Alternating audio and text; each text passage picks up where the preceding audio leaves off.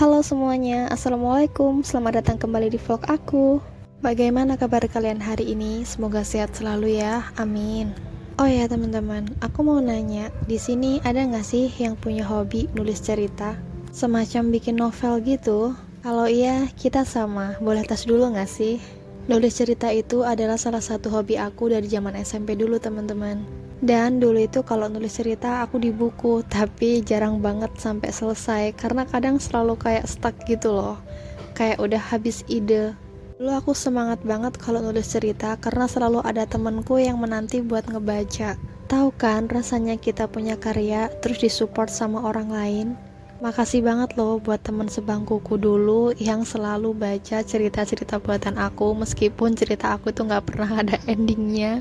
Kalau hobi nulis cerita, pasti hobi juga baca cerita. Jadi dulu waktu masih SMP, waktu jam istirahat, aku selalu luangin waktu buat pergi ke perpustakaan. Di sana yang aku cari ya apalagi kalau bukan buku cerita, biasanya aku pinjem novel Lupus. Waktu itu lagi booming-boomingnya ya teman-teman.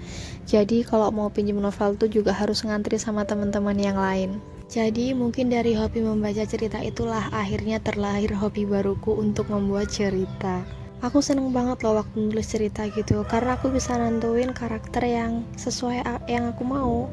Oke lanjut. Waktu pun berlalu, aku pun beranjak remaja, dewasa, dan sekarang menjadi ibu muda. Hobi itu masih melekat banget di aku. Sampai suatu hari aku nemu yang namanya platform Noveltoon, tempat dimana aku bisa menyalurkan imajinasi, aku bisa berkarya kapan aja. Dan di sana juga untuk pertama kalinya aku bisa bikin cerita sampai ending teman-teman. Kebayang gak sih happy-nya aku kayak apa? Di sana aku juga punya banyak pembaca yang support aku. Pembaca yang selalu menanti karyaku saat aku belum upload, dan itu semua yang ngebuat aku semangat banget buat nulis cerita.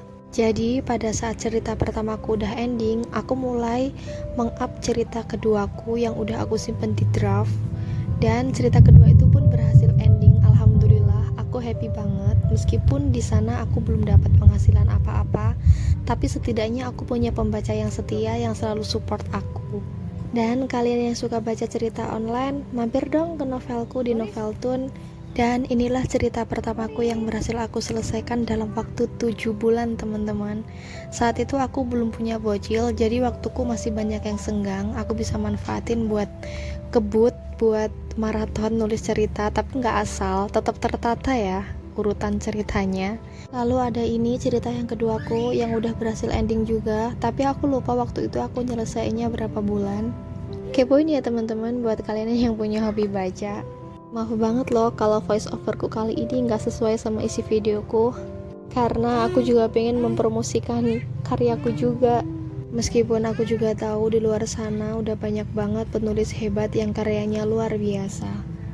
Oke, sekian dulu vlog aku kali ini ya teman-teman. Terima kasih udah nonton sambil dengerin curhatan aku. Jangan pernah bosan ya sama kerandomanku ini. Semoga kebaikan kalian dibalas berlipat-lipat oleh Allah Subhanahu wa Ta'ala.